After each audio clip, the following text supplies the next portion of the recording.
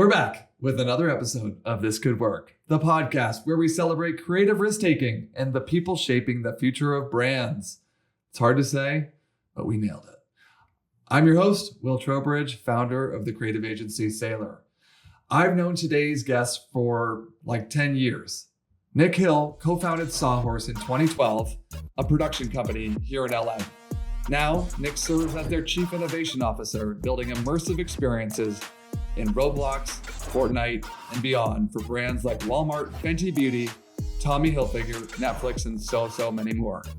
Welcome to the show, Nic. We're psyched to have you. Well, first things first, you need to tell us what you do for a living. What do I do? Right now, I'm the co-founder and chief innovation officer at Sawhorse, creative agency and production company that tells brand stories. So that's everything from immersive marketing in the form of video content across social platforms to immersive and interactive games across UGC gaming platforms like Roblox and Fortnite. So it's really what I like to focus on is creating like marketing 2.0 or the advertising, where advertising is moving, which is a more value-driven, interactive entertainment branded content and advertisements. Well, you said right now, like you haven't been doing this for like a decade. There's so much education involved on the interactive side that almost every client I talk to is like, what is it? What? That's not a commercial. How does it work? So we've just been talking a lot. Yeah, I love that you're like, right now I am at Sawhorse. And I'm like, haven't you been doing this for like 12 plus years or something? Well, when did you start Sawhorse? Yeah, it was 13 years ago almost. Yeah. And yeah, so I started as a filmmaker and a creative and really focused on sort of the directing side and the editing side of video and branded content. And then I ran the post-production side of the company for like almost like 10 years. And then during the pandemic, when we couldn't do as much normal production that we were doing, we pivoted into the interactive side, and then I jumped ship and have run that side for the past few years. And now I barely ever touch video at this point. Oh, great. And I mean, we have to shout out Eben and Blake, co-founders. My co-founders. At Sawhorse. Tell me how you guys all met and kind of decided to start the company. Yeah, so we started as a production company, just a small group of people, creatives coming together to make video content as a job. This is before like branded content was even a thing. It was like, I'll pick up a camera and you give me the money and I'll make whatever. Is that a music video? What is it? But very early on, we were lucky because we started to do sort of some more commercial work, very low budget commercial work. But we started to meet more and more sort of agencies and brands that are looking to produce content outside of the Hollywood system. So really talking about non-union, and then when the word digital started to pop up a little bit to be like, this is a branded piece of content. It's not a commercial. What is that? Right. And we need a company. This is like 2013. Yeah, exactly. Okay. So at that time, you know, we just started to get more and more of this work. I was doing a lot of running the post-production side of it. My partner Blake was running the creative and creative direction side. And then Eben was producing and running all of production. So those were our three lanes. And then we just kind of got bigger and bigger clients and bigger projects and opportunities. And it was really like, just do a great job on some small weird project, and then the right people saw that and they're like, I bet they could do this. And then all of a sudden now you're doing something that people actually care about. Did you guys feel like you had that moment right away where you're like, wait a second, this is valuable, this could turn into a decade-long business? Or were you like, did you figure that out just yesterday or somewhere in between? I wish I could say that I had a grand vision for this really successful company. Yeah, exactly. But it wasn't the case. I'll be honest, I just started as a freelance filmmaker and a freelance videographer. Just so I was just very much used to, production services, getting hired to make something and get the money. I didn't realize that by surrounding myself with so many talented people that we could actually scale it to a large functioning company of almost 50 full-time employees working across all these different disciplines. It just snowballed into that. over all these years. Yeah. Yeah. So was there like a, the title of this show is called This Could Work. Was there a This Could Work kind of moment? Yeah, I mean, I think for me, I'm the most risk taker of the group. Like I'm the one that like will dive in and say we're gonna figure it out. I think the This Could Work moment was early days when we were just getting hired a lot, and I think we had to hire like our first couple employees, so it was really small. But Right. I just felt the demand, and I was like, oh my God, Yeah. there's enough demand here. And then my partner Blake at the time and Eben, they both had side hustles. Like Blake was working as a full-time trailer editor at one of the trailer houses, and Eben was one of the top digital freelance producers. And I was like, everyone's kind of moonlighting. We were taking like production calls in our cars at lunch. It was getting weird. And then I sort of put pressure on them, and I was like, guys, we have to just stop what you're doing and just do this. Like that for me, that was like, I knew it was going to work. And I was like, I don't want to be the only one that like is fully in. Like I need you guys in. And so they jumped in, and I love it. That was a moment where I was like, we're going to make this thing work. And obviously over the years we've had our ups and downs, and the company's gone in different directions, but it's been on a gradual up curve, which is what you want to see. Absolutely. Yeah. I mean, that sort of feeling of like kind of fearlessness and confidence is no easy feat. Did you have mentors in those early days where you were like, hey, I've seen this done before. I have someone in my corner who's reassuring me that we should all be taking the leap? Or was that just kind of a gut instinct? I would say it's a little bit of a gut instinct, because there's two things. One being my parents were like really big supporters of me. Like I was directing my first feature-length documentary when I was in college. And I graduated, and I was still working on this documentary. And I saw a lot of my friends sort of go get real jobs and start to make money. And I was torn, because I was like, well, I have the skills. I could go, do production of some sort at some studio or whatever. Or I could just keep making my movie. And my parents were like, just do it. You're young enough to take the risks. You can scrape by, just like to get that movie out. And so that was really cool to have that support. And then the film performed really well at film festivals and got distribution internationally.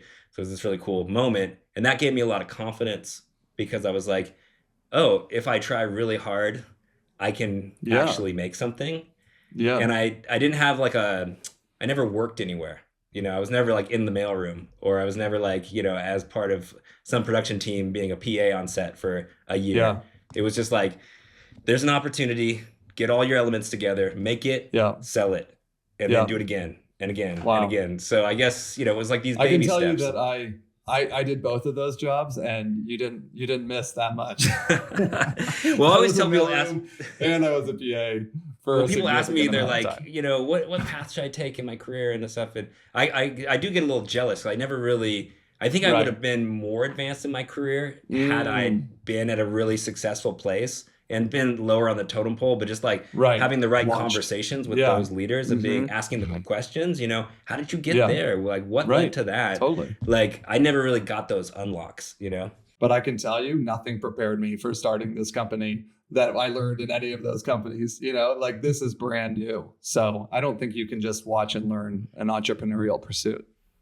I agree. I think you can learn things from those companies that can give you little shortcuts here and there. But once you go out on your own, it's your ass on the line. You're the last to get paid, and you're the last person holding the responsibilities. Totally. Nothing can prepare you for that. You just have to do it. Absolutely. You guys have far and beyond become a leader in kind of the interactive marketing space, let alone gaming more broadly. We've had a lot of success. We've worked with a lot of great brands. We've made impact across several platforms, which we're really, thankful for those opportunities. But the landscape is changing way rapidly constantly in this space. So, a sort of design that kind of worked on Roblox, for instance, a year and a half ago, may be completely obsolete. So the rate at which we need to test new sort of mechanics and strategies and campaign strategies, that's always shifting. So I guess it's just been the biggest change for me is like how humbling that is. You know, every time we approach a campaign, it's like, oh my God, where are we at right now? What's working? You know, what levers can we pull? How does it all tie together? And I feel like we're constantly almost reinventing the wheel in these platforms and figuring out new ways to engage with audiences. And I think that type of behavior is not for everybody. Some people are like, look, man, I just know how to do my thing and I do it really well.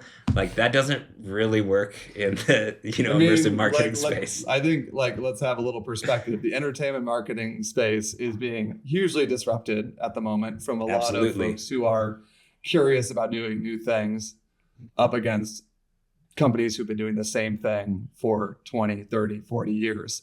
So it's like there is, to your point, a humbleness, but also a need to kind of stay ahead of the curve on all these different formats and the way audiences are interacting with brands. And if you aren't curious about that, you can be left behind. So I think sometimes it feels a bit obvious, but in reality, it's very hard, I think, for individuals to make that choice to make the change and to kill their darlings and all those things that are required along the way. That's a great point. I mean, we're witnessing that now. Just like last weekend or last couple weeks at the box office, it's been YouTube hits that have like dominated. I think Backrooms way overperformed Mandalorian, like a Star Wars IP property.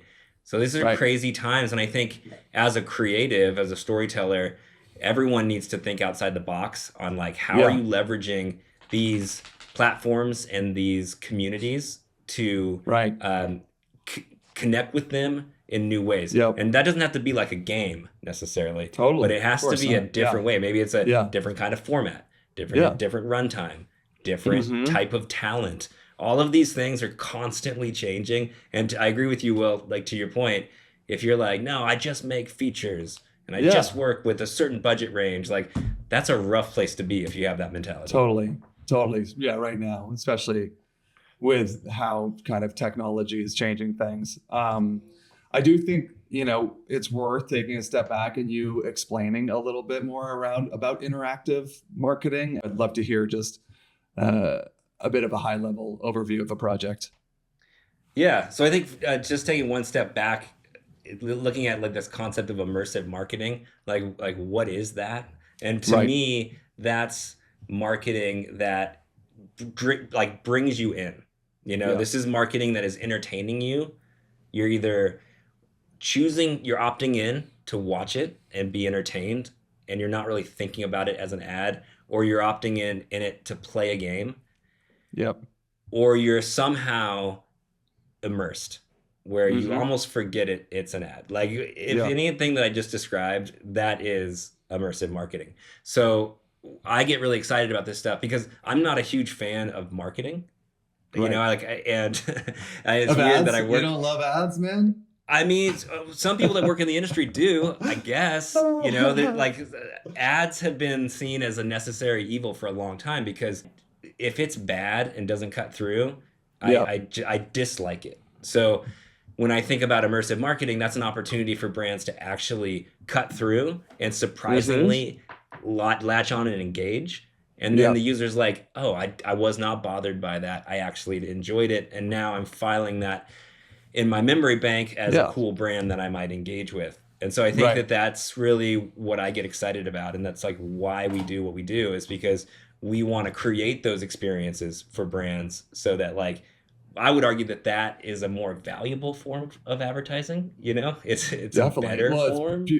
People are choosing to engage with an ad rather than actually look at the runtime. It'd be interrupted by them, right? I know. And like ads in general, you think about this, like, there's a 15-second pre-roll. There's a 60-second TV spot, right? These are things that like, they're not that long. When you start talking about branded content, that could be a whole series of 10-minute videos, 30-minute videos. And then when you look at the interactive and gaming side, that's like people are coming back for 10 minutes at a time, 20 minutes at a time, just engaged and immersed in these worlds. The duration is so different. But if you wanted to know an average, like an example of a project that we've done. Yeah, walk us through a project. I think Walmart's a great example. We helped bring them into Roblox. They really wanted to engage with a younger audience. So we built an immersive world experience where the community could find games and different wearables that they were looking for. So it wasn't like we made like a Walmart land where you'd come and hang out in Walmart. Like there's no real point to that. There's got to be a purpose. So Walmart, like they carry so many items, you know, both digitally and in store. There's this concept of assortment that you can find anything there. And I feel like we kind of did a parallel to that in Walmart Discovered on Roblox, where users could discover new games that they weren't aware of. The community could vote on those games, and all this was shared.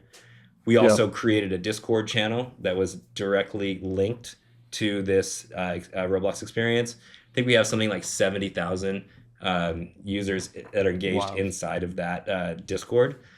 So we're able to kind of have an always-on communication. So the messages that Walmart wants to send to those users, they can do that in real time via the Discord. And then we went a few steps further and we created an augmented reality app. This was a campaign where we attached this to Roblox gift cards. So they were selling the Roblox gift cards across all of the Walmarts in the country.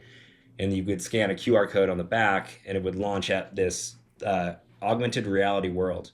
So on your phone, you can move it around your space and it looks like you're looking inside of this 3D world, and you can step inside of it and you can like start to see all the games and all of the items that the community was kind of surfacing and sharing. So you could experience that in your living room virtually. What this does is it really draws the consumer in, and they're spending so much time, and there's a lot of studies that prove that like once someone is leaned in and they're engaged, like that, the funnel start to go down that funnel of conversion. So are you guys thought of by a Walmart as like an innovation partner? And really, like you said, it's about innovating for a specific audience, or are you really charged with kind of a very specific deliverable when you're engaged with them? Like how much are you kind of strategizing and ideating around all the things you could do for that specific consortium, that audience? I would say yes and yes.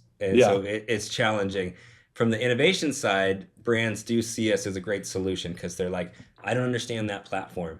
I could call a Sawhorse and they could help me like get on the platform.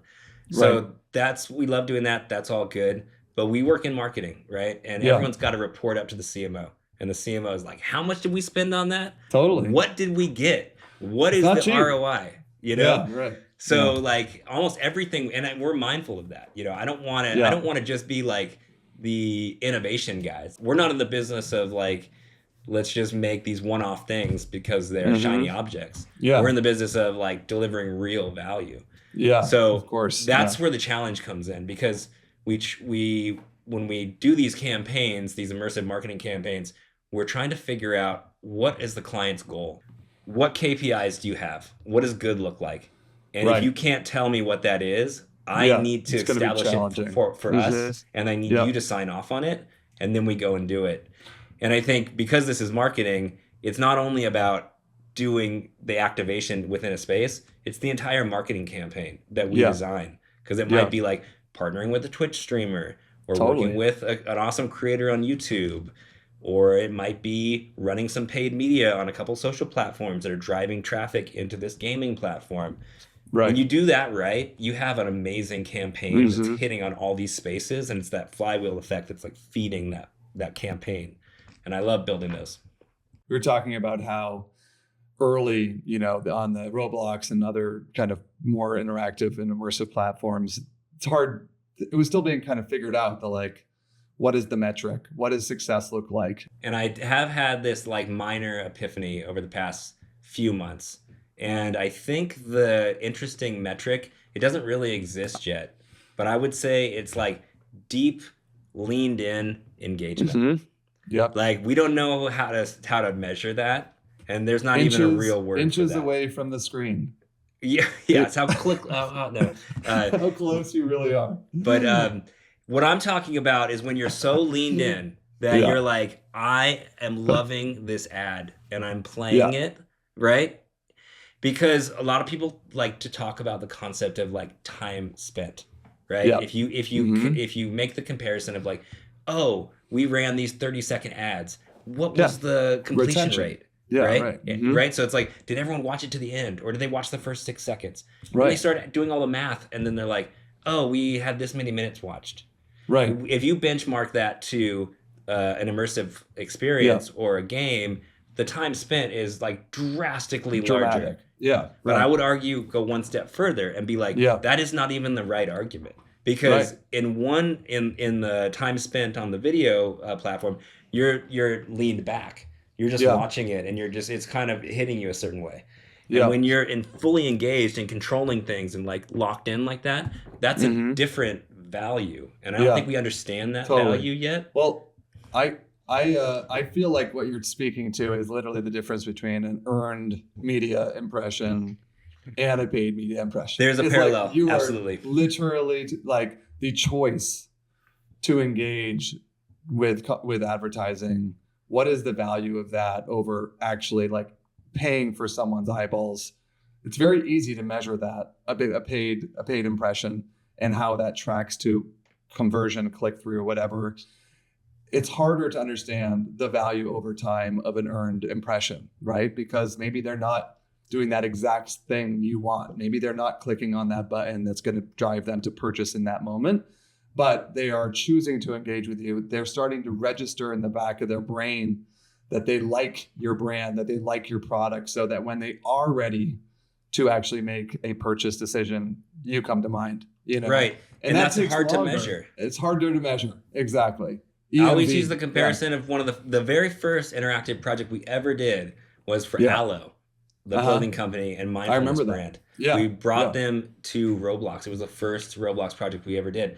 And we brought mindfulness to the metaverse, and it performed extremely well. We, from a game design standpoint, we used content from their Aloe Moves app that has guided meditation and yoga videos and practices. So we took all this stuff in, we put it inside the 3D environment, and then we gamified it. So the more you engaged it, the more you would unlock.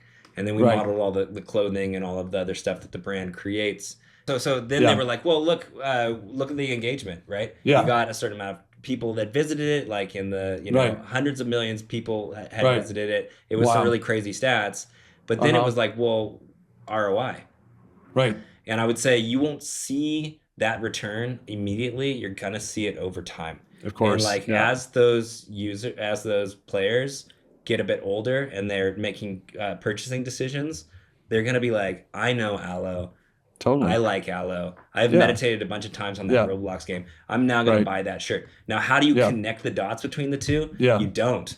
It's harder. We study a lot of the comments, on social media about the things that we build.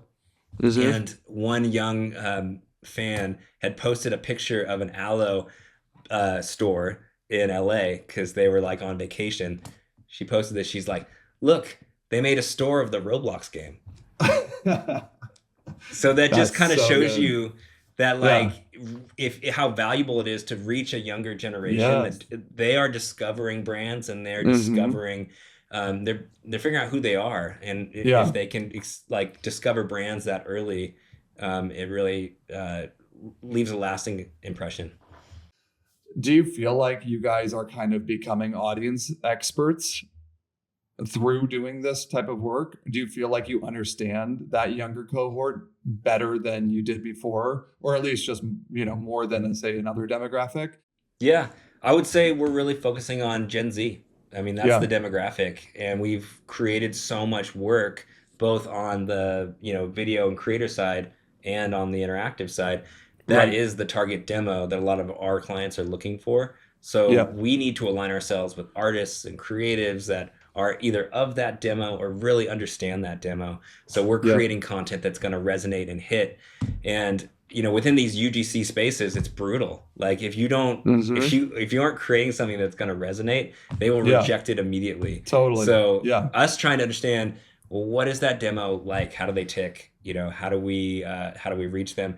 And that is a selling point. Like as we go out to brands, we explain to them, look at all these campaigns we've done that have targeted all these specific cohorts, and look at that performance. And so they trust us to understand how to create messages that's going to cut through to those generations. But I will say some interesting thing. There's still that sort of stigma to be like, oh, the gamer, that's the 17 to 23-year-old male in the basement. And they don't have a job, right? Right. But if you look at like Wordle from the New York Times, you know, how many users have that installed on their phone right now?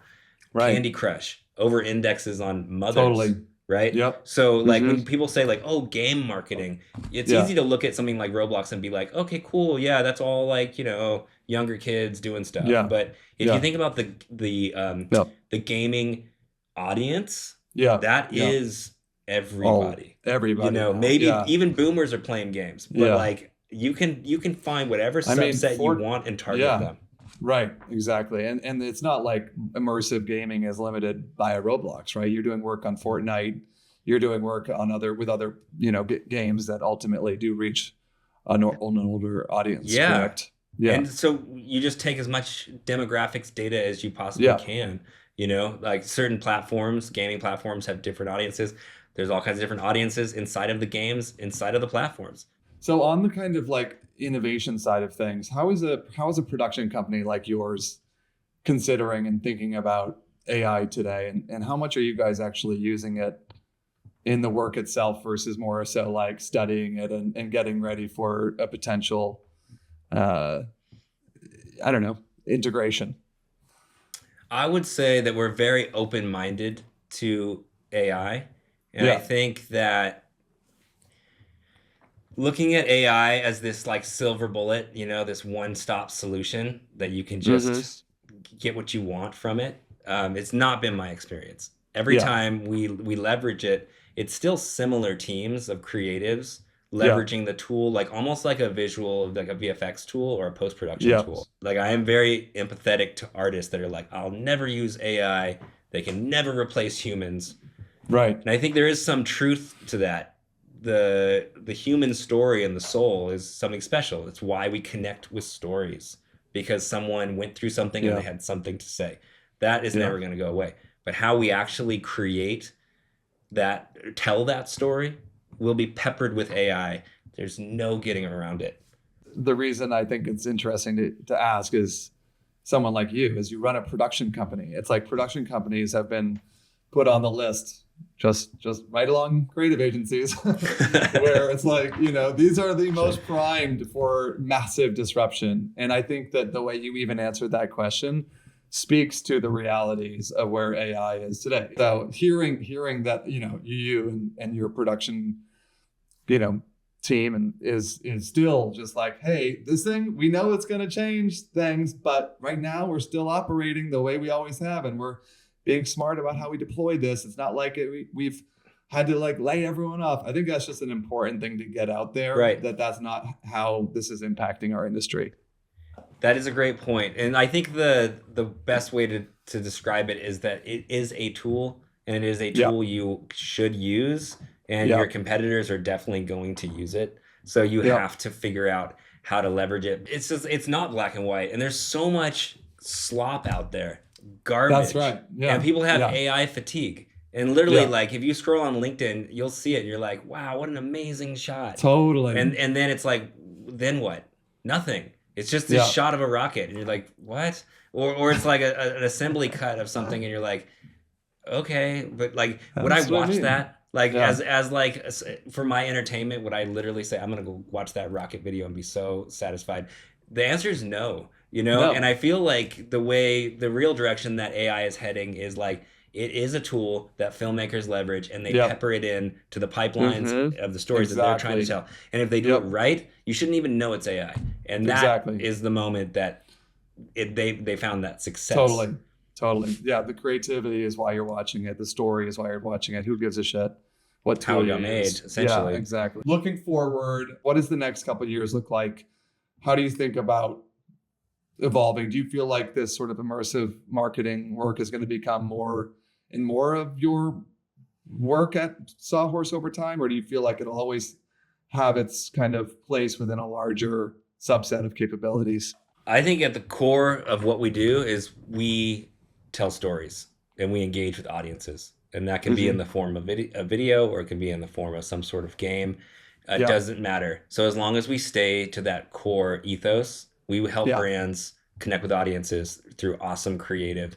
That is our through line. So no matter what direction the industry takes, we will be there. The formats and the platforms at which these stories are being told is moving at a rapid pace. And you can make the argument that that's sort of starting to gobble up more and more attention time. Right. Yeah. So our traditional sort of video side is already there, experimenting and creating content in all those new spaces. Yeah. And what I think that I would also say that younger generations grew up with a device in their hand, having agency and controlling, whether that be commenting on social media or playing a game and controlling an avatar or whatever. So I think younger generations will have this sort of demand or expectation to have some sort of control over what they're consuming. So I feel like that direction is inevitable. And I feel like we are positioning ourselves to be an early mover in that shift. And we'll probably be, from an innovation standpoint, doing those experiments for brands and showing up on these platforms over the next few years. I love it. Amazing. I mean, I think that's a good way to end this. Honestly, I feel like you guys are so impressive, always ahead of the curve. And it's been wonderful watching you grow and build your company and partnering with you along the way. So, and likewise, man, I got to say, big props to Will and Sailor, because we knew you when you were at Netflix and you were our client. And I remember that you reached out and you were like, I think I want to do my own thing. What's that all about? And I remember telling you oh man, how much time do you have? It's a stressful situation. And, I have a lot of these conversations with different, founders and people that want to take the leap, but not all of them found the same level of success that you did. You got a dream and you got the muscle behind it, you can find success. And seeing Sailor grow over these past few years has been really impressive. So congrats. Thank you. Yeah, I really appreciate that. We'll be on, I don't know what the timing of the launch of this versus Brands in Play, but we will be talking soon. Yeah. And so check out Brands in Play after you check out This Could Work. 2 different podcasts, different focuses, all amazing guests. Amazing. Yeah. All right. Thanks, Nic. Thanks, Will. Later. This Could Work is a production of Sailor Creative Agency and hosted by Will Trowbridge, the CEO and founder. The show is executive produced by Ray Vada and produced and edited by Corey Lubowich. Subscribe wherever you get your podcasts.